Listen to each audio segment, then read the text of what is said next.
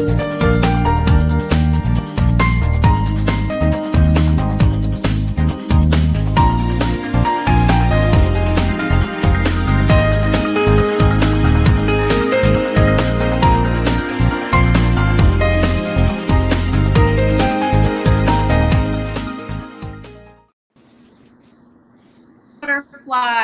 and welcome to Butterfly Tea Time. I hope you have your tea and your coffee ready.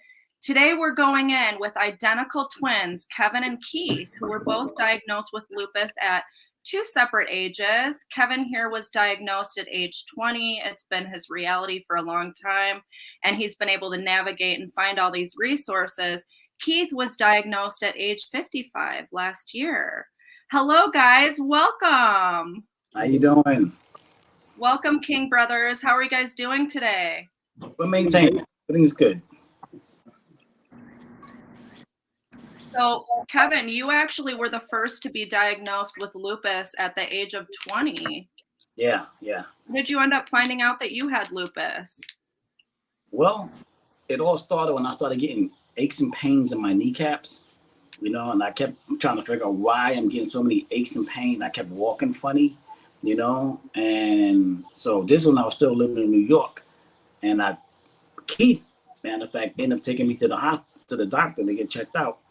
And they said, well, Kevin, this probably this aches and pains, to give me some, inflammatory medicine and set me on my way. So then a couple of days later, it was still aching. And then I caught 102 fever, and that's when Keith took me back up to the hospital again. And they tried to find something to break the fever. They kept me in the emergency room, but the fever just wasn't breaking, So after about a couple of hours, they decided to admit me. And since then, I stayed in the hospital. They started testing me for everything under the sun, because they didn't know what I had. Now, remember now, this is back in 1988, where, it was kind of rare for men to get lupus, and I never heard of lupus. So they didn't know what it was. They didn't think that a man can get lupus because it was still early stages, So once they tested me for everything under the sun, and then when the butterfly, not a butterfly rash, but I got a rash here, a rash on the bridge of my nose, and a rash here. And then once they seen that, it's we know exactly what you got, And they said lupus. I was like, what? I'm like, in the back of my mind, I'm like, what is lupus? So they started explaining to me. I'm like, okay, where did I get it from? How did I get it? They told me. Now this is the strange part, that they said, did my mother ever have any unpasteurized milk when me and Keith was born? So I said, I don't think so. It was like the late 60s. I don't know if we drank unpasteurized milk. And they said, well, that's probably where it came from. And it was in my system and caught it to me 20 years later. So that's when I was diagnosed with lupus and started doing the research and found out it was an autoimmune system disease. When it affects I had to go see a rheumatoid arthritis, affects my kidneys and things like that. So I was like, hair started falling out, So I stayed in the hospital for maybe a month. Was it, Keith? About a month. Mm-hmm. About a month I stayed there, And when I got out, I needed to use a cane for a while. I needed to get my strength back up. They put me on prednisones. And after a while, I started to get my strength back up. I started to get back into my old normal self. But I still didn't know a lot about lupus. I didn't know what it was. So that was the difficult part.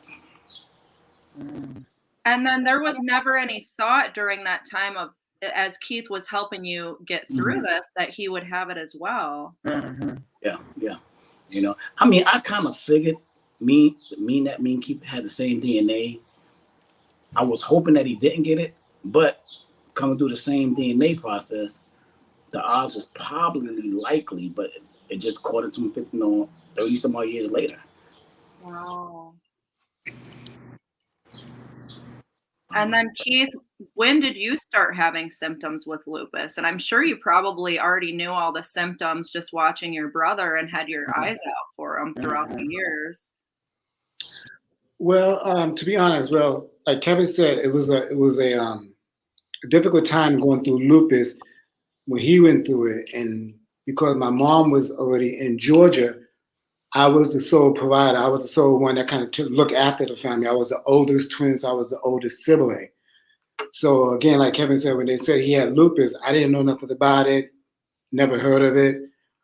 Then I started doing my research on lupus as well, trying to find out what kind of autoimmune disease is this, what it's about, and kind of find out that it's primarily a woman's disease. It primarily affects women, very rarely affects a man.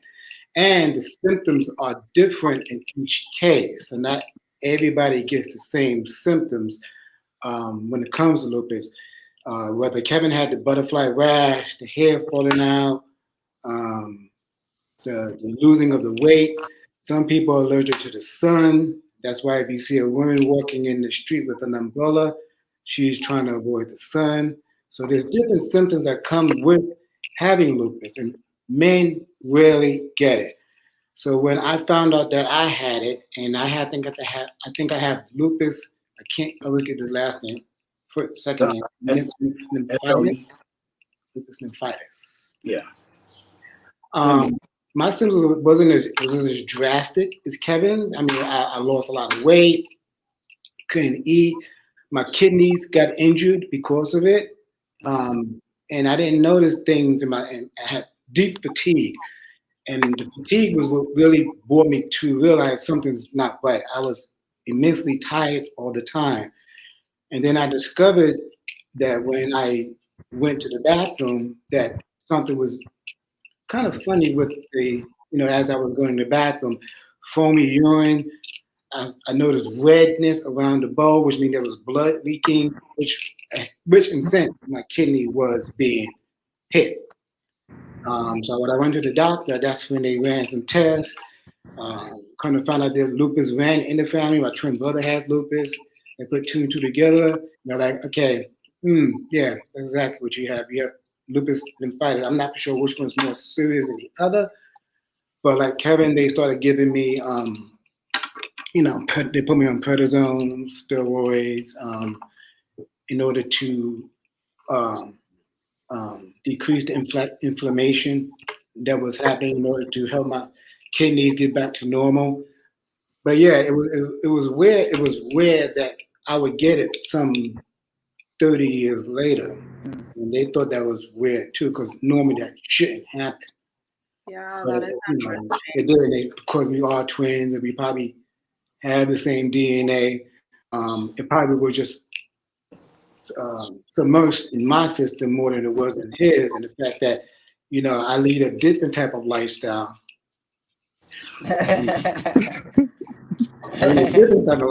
I was more adapted to taking care of myself as far as what I ate. I've always gone to the gym for the last 10 years, stress. So my immune system was, I guess, already strengthened from that. But as you get older, it tends to, I guess, decrease a little bit. So that's probably when the lupus, like, hello, I've been here. Oh. I'm emerging. But, it is what it is. I got a question. So how was it living all those years after your brother was diagnosed, knowing that you could possibly be diagnosed yourself?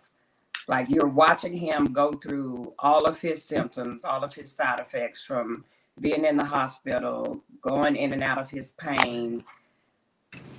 How was it like for you knowing that that was your reality one day, maybe? And that's the weird thing about it. It never dawned on me that it would be my reality. For the research that I've done, I was like, okay, this is a one-off disease. This is a woman's disease. It never dawned on me that we are twins. So if his autoimmune system is somewhat compromised and low, that somewhere down the line mine would. It never dawned on me that I would get it. And then over the years, when I guess when I didn't get it, I was like, okay, I'm in the clear. So it never dawned on me, really, to be honest, that I would actually get it.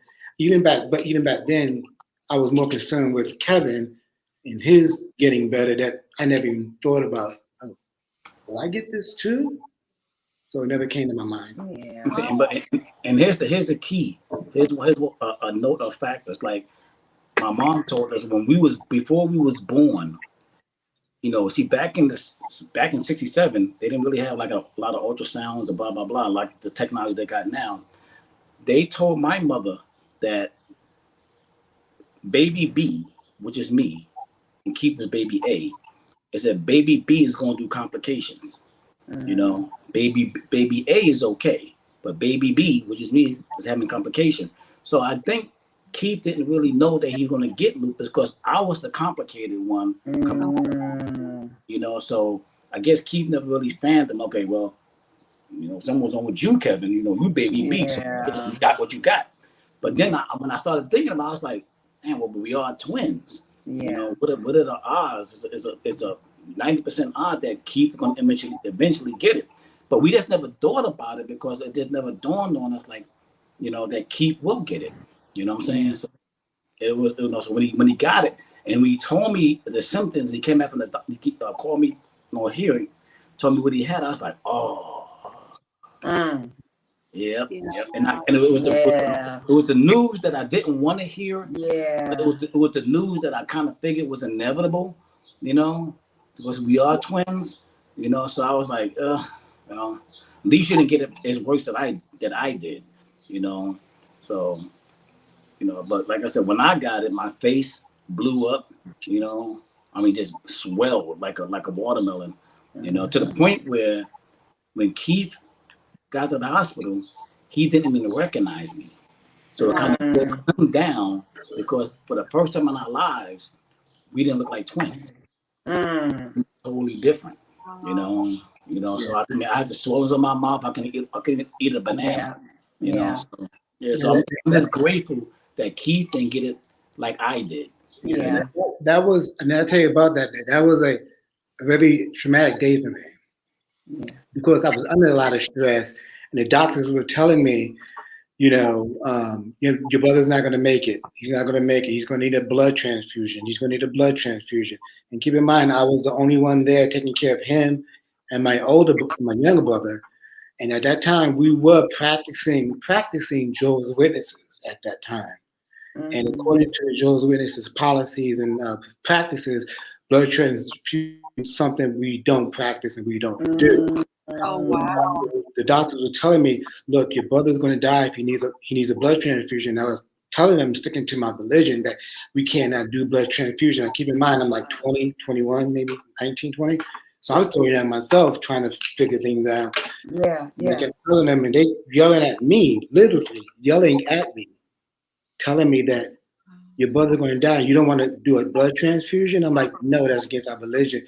And like, you can let your brother die? I'm like, look, this is what our religion, we can't do this. Fortunately, you know, family and friends actually told me, and I told them the situation of the blood transfusion, and they suggested, well, you know, this is what you need to do, kids. You need to have any and everybody that comes visit Kevin in the hospital to bring him beets, bring him liver. He doesn't like it, by no means, but force it down his throat.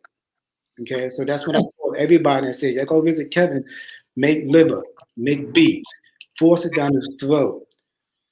They did that. Before you know it, the doctors didn't even know what happened. Wow. They were like, well, he's getting better because his blood was built up. Those are blood building foods we were giving him. You know, every time the blood transfusion, we give him something better. We increased his blood volume. You know, we need a blood transfusion. So they were you know. And then the day I went to visit Kevin, and like, because I didn't recognize him, and my mom had came down for a while, which gave me a break from all the stress. I can go to, you know, work and everything like that. And I finally went to go visit him. I remember it well because I walked into his hospital room.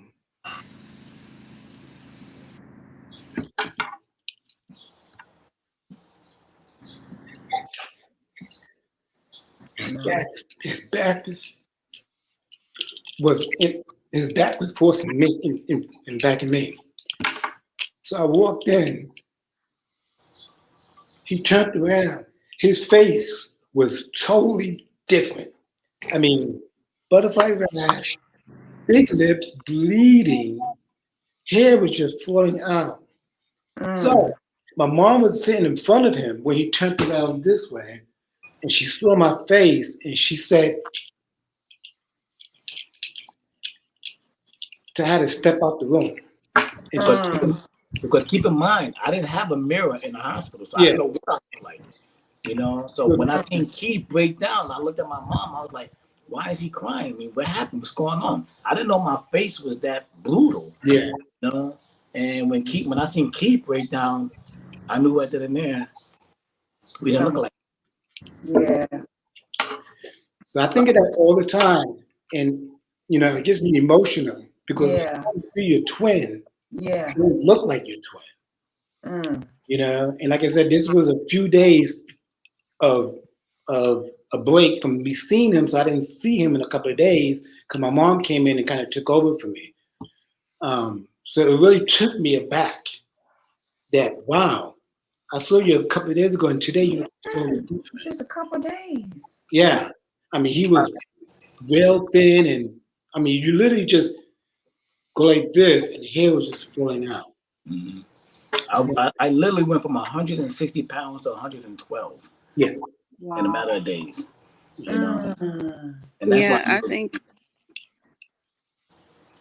I think that's one of the things that people don't know about how drastic that lupus can affect people. A lot of times they see us we look normal, but Yeah. like you said, I also had an experience similar, being in the hospital and not recognizing myself and my family. My aunt, she was trying to hold it together, and I was like, because I couldn't get out the bed, so like you explained, I didn't see my face. I didn't see the other part of me, but I felt like something wasn't right, and I know I didn't. But that's the part that people don't see, and I'm glad that you guys are being transparent and sharing that, because sometimes people don't understand how you can go Yeah. from, like you said, 160 to Mhm. 112. So I also did the drastic weight loss and the weight gain and the metamorphosis with the face and not recognizing myself when I saw myself. So I just want to commend both of you for just sharing your story, because we need to see these stories. People need to Yeah. know what Yeah. lupus is. It's so many different things more than what people just think of when they think of lupus. yeah, Yeah. and that's the case. I was ashamed. I was ashamed for years to tell anybody I had lupus. You know, when Wow. people said, "How you feeling, Kim?" I said, "I feel great." I didn't want to tell nobody I had lupus. I didn't want nobody feeling sorry for me. I didn't want nobody Yeah. saying, "Oh, poor Kevin, what can we do for you?" You know, I wanted to show strength.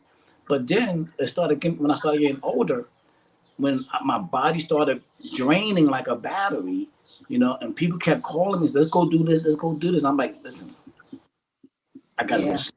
Yeah. That's when I said to myself, you know something, I gotta let people know my condition now. Yeah. I can't be ashamed. I can't be embarrassed that I have lupus. You know, so ever since then, I was like, yeah, I got lupus. You know what I'm saying? And I started taking ownership of it. I started being proud of that I did it, because Yeah. it was a long journey. You know, and as I got older, I could start feeling more effects of my lupus. I get more tired now lately, but I still keep a smile on my face. I still not let people know that I am sick. And that's why when Keith got lupus, I was like, well, follow my lead. You know, let people know you have lupus and be proud of it, but keep your strength up. Yeah. Keep on building up. This is not. It's not a disease that's going to kill. It's a disease that's going to encourage us to move forward. So, and sometimes when Keith got diagnosed with it, I felt kind of responsible. Like in my heart, I felt responsible for that, because I had it, now he has it. Oh, no. I felt like Yeah. I felt bad that he got diagnosed. The first time he got diagnosed with, I was like, I'm sorry. I felt like I felt it was my responsibility. It was my fault. So yeah. I I could see that, because Yeah. you just want to protect your family, your loved ones, and Mhm. I didn't have a sibling that has been diagnosed at this point, but I did have family members, and they really didn't talk about lupus. So when I was diagnosed, I was learning everything fresh through my personal experience. And Yeah. I think it's beautiful that you have a sibling that you can share and you can be vulnerable, Exactly. and you can actually, strengthen him and help him along the way, because you Mm-hmm. know what it's like, how unpredictable it is, because you've been living with it for like 36 years, right? Some 20, about 36 years. That's a long time. So you've seen a lot in 36 years. I couldn't even imagine everything that you've encountered. So he got a great resource. And the Yeah. thing Like about it, I concern. thought I was the only guy on the planet, because he said women get it. I thought I was the only guy on the planet that had lupus. So when I found out that Emmett has lupus, I was like, I'm not the only guy that has it. I know men get it. So I didn't feel that bad that maybe I was the one out of many that, you know, of guys who was diagnosed with lupus. When I met Alicia, I started finding out that men get it too. You know what I'm saying? And that's when it started encouraging me to say, okay, take ownership, be proud, because yes, no, men get it too. I was embarrassed to say, oh, only women get it? Oh, geez, I won't say nothing, you know. But when men started getting like, yeah, I got it. You know what I'm saying? I'm so glad. I'm so glad that social media has evolved and men are coming forward, because men did get it, but they just never talked about it. And I'm even questioning, like in my family, with people, because they don't talk about it. So they're just like, well, you know, we're strong. You get older, you get aches, you get pains or whatever. But sometimes they do get it. And sometimes they are afraid to have the conversation because, like you said, they don't really want to be the first. And don't nobody really want to be the second either. But it's not acknowledged sometimes, especially in the African American community. And it's not a shame to talk about it, because we need to be aware, and our sons and daughters need to know this. Our children, our grandchildren, the future generations, the nieces and nephews, we need to be aware of what's going on in our family. So when you go to the doctor and they say, well, this looks like lupus, if you get a good doctor, because often you don't necessarily get a good doctor. And that was a point. And that was the one thing. I was living in New York at the time, and my mom was living in Atlanta. Me keeping Jimmy was in New York. When I got diagnosed with lupus in New York, you know, the doctor told me, says, Kev, you need to get the hell out of New York. Or you need to get out of a less stressful environment. So I said, well, my mom lives in Atlanta. He said, bingo, Emory University, Emory Clinic is the best lupus facility in the United States. Get there. So when I got there, I went to Emory and found the best rheumatologist in the world. He was good. He made me understand everything. You know, and Emory University, Emory Clinic took care of me. You know, so I guess things happen for a reason. You know, my mom already stationed in Atlanta. The doctor told me to get out of New York, and I said, okay, my mom's in Atlanta. Boom. You know, it kind of trickled down. You know, that's weird. That's weird because that's where I went. It's to Emory. Yeah. Really? Well, Keith is actually in Atlanta, you guys, and then Kevin is in Minnesota. So you're able to use that same rheumatologist that Kevin had? The same area, the same hospital he went to. Yeah, that's awesome. Oh, that's good. But yeah, but like I said, you know, it's a, you know, I tell people, you know, it didn't, when I was told about it, it didn't strike me as hard. I think it would have struck me harder if I was in my 30s or my 20s, but like I tell anybody, and I've done a lot of research on different types of diseases, you know, because a lot of my friends have gotten different types of diseases. But you have to realize, and I think we need to let the people know that this is just an autoimmune disease. It's treatable, curable, it's an autoimmune disease. Lots of people are walking around. I was just told that like 13 million people are walking around with kidney disease and not even know it. You know, so we gotta let people be aware that don't be ashamed to tell people what you are dealing with, and make it public and make it known, because that helps other people. Just like Kevin, I told Kevin, it helps me. And at the age that I got diagnosed with this, it didn't strike me as mind blowing, because then I was at the age to fully accept this is just an autoimmune disease. It doesn't define me. It's not going to define how I live. It's not going to define what kind of person I am. I'm not going to change because of this. It's an autoimmune disease. Means that people have it. Means that people out there have other types of diseases, and they're living. You can't let something like this stop you from living. And I refuse to let anything stop me from living. You know, and I think a forum like this helps people realize, you know what? Yeah, you know, I'm not going to put my life on hold because I have this X, Y, Z.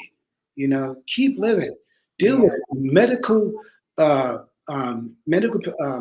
is the word? Practices, medical procedures, and treatment has gotten better over the years since we was in the 60s and 70s. So everything is treatable. May not be curable, but it's treatable. You live longer. So don't, Definitely. you know. Yeah. And I Yeah, think that's it's too, it's like mind over matter. For years, I kept saying to my mind, if I don't have lupus, I'm not going to feel lupus. So it's like that. I trick myself by saying, I'm not sick. I'm not sick. And that gave me strength. Because if I sat back and got depressed, like, I'm sick, it would have been a psychosis. It would, like, my mind would have been playing like, and I would have been sick, So for years I said, oh, no, I'm good. I'm sick. I'm strong like bull. Nothing's going to get me. That's what got me through the first 19 years, of having lupus. I was saying, by tricking my mind and saying, okay, I'm not sick. Like cancer. I don't have cancer. I don't have it. But also keep in mind, though, you can do that as a good mind frame, but also you got to come to realization that we are getting older. Mm-hmm.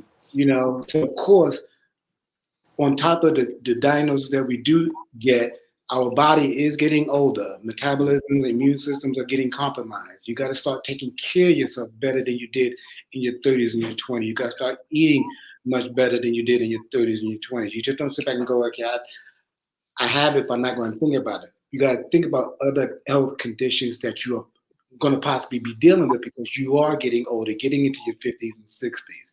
So this is a time now that you got to start taking care of yourself. You got to go to the doctor. You got to get colon and prostates and everything checked out at certain ages as you were told to go and get checked out.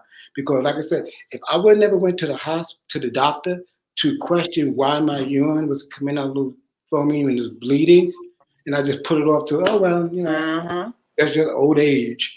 I would never find out of this diagnosis. Some people are afraid to go to the hospital and get it, because they know in their mind that I may have them, but you gotta go, because the earlier you go, the earlier you can be treated, the longer you can live. You know what I'm saying? So, yes. Yeah. especially at an older age, you gotta pay attention to your body because it's telling you what it needs. You know what I'm saying? So that's the most important thing, I think, at our age. I love that. And I think you said plenty because I do what Kevin does, but I also do what Keith does. I speak positive things. I believe positive things, but I'm still going to go to the doctor and I'm still going to verify and confirm because you can't be in la la land. Like you said, if you wouldn't have went when something was going on with your kidneys, that could have been a total disaster. You may not have even been here today. So we can't just ignore warning signs. Yeah. So we have to be proactive. We have to make better decisions with what we eat, what we put in our body. I definitely agree, and definitely go to the doctor, have our checkups like we need to go, and think positive too. But while you're thinking positive, do the other stuff as well. Don't be like, okay, I'm going to be magical and not do nothing. Right. Yeah. I love you, Kevin. Yeah. And I've been telling Kevin to go to the doctor and get checked out. He's going to be studying. That's right. Go to that freaking doctor. Yeah. I'm speaking because I didn't want to go myself. I had to go last week. And so I went grudgingly, but I mean, I knew that me sitting on the bathroom floor wasn't normal. So, I mean, am I going to sit on this bathroom floor? I'm going to take my butt to the doctor. Yeah.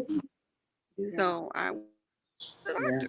And like I said, some people know what they have and they choose not to accept it. Like my mom, she had cancer, and for years she kept coughing, kept telling her, go to the doctor, go to the doctor. My mom like, no, I'm not going to go to the doctor. If I have cancer, I have cancer. My mom got New York strong woman, like I am woman. If I got it, I got it. And we kept telling her, go to the doctor, stop ignoring it, go to the doctor. Finally got her to go to the doctor. Of course, she has cancer.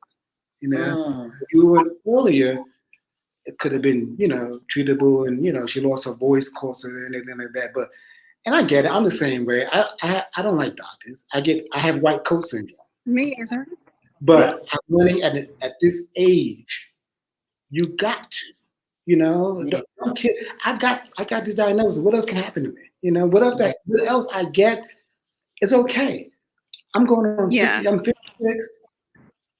It's okay. I'm going to live through it. I'm not going to let it define me. Millions of people are going through far worse than what Kevin and I are going. Do that. So be grateful that you're not going through that, you know, that you are living with something that's treatable, that's livable, you know, but you got Yeah. to go see your doctors. I don't stress that enough. Now, at my age, I see my doctor if I get a cut on my wrist. You know, doctor. Look, look. I see why y'all called the Wonder Brothers. I know, right? Cause y'all together, Yeah. like some Power Rangers, like Super Force. Yeah, I mean, Kevin and I are the closest of twins. You know, I always say if something happens to Kevin, that's when I would die. That's when Happy would just die off. Yeah. You know, because we're that close, and I could not imagine not living without him. You know, Yeah. you know, eventually it's going to be inevitable. Something's going to happen. You know, I'm a very realistic person when it comes to things that are going to happen. You got to prepare yourself when something like this does happen. When you do lose a family member or a close sibling, you know. Yeah. But I know that if something happens to him, we're that close that if something happens to him, you know, he was the first person I came out to, and I always said that he'd be the first person I come out to as being gay, and he was the first person. And then if he didn't accept it, then I would broke my heart. He accepted, you know. Yeah, I've been in many connection and relationship. It's really interesting to hear like the life and in the life of a identical twin and how close you guys are. Yeah. I mean, I commend you guys for coming and speaking to the group and everybody throughout YouTube about the thought of two identical twins being diagnosed so far apart and coming together to spread awareness and advocacy. Hats off to you guys. Well, thank you very much. You know, so if we want to get behind you guys and viewers want to find you, where can we find you at? Well, you can find me on Facebook under Kevin King. You know, simple, easy peasy. You know, Keith is a little bit different. You know, the print. You know, you got to be all dramatic. You know, but yeah, this Kevin King. You know, so yeah. And you can find my fabulousness on Keith the Prince. That's DAPRINCE King under Facebook. You can find me I'm on TikTok. You can find me and you can follow me on TikTok. I love TikTok. You can follow me on TikTok. I need more followers. I'm not that. Put your name in the link so we can follow you because I won't remember that. Yeah, I don't remember what my link is for TikTok, to be honest with you. Jesus Christ. So you guys, we're going to be giving a prize out to someone at random that comments Wonder Brothers, and it's going to be a butterfly body lotion, cherry blossom scented for those summer nights. Okay, you guys, drum roll. And the winner is Monica Ellis from Atlanta. She came to visit Las Vegas this year, and she's wrote an amazing book, I Sleep in My Jeep, if you want to check that out. And she's very supportive of everything we're doing here in Lupus Glitter. Thank you guys so much for being here and sharing your story. Until next time, fly free.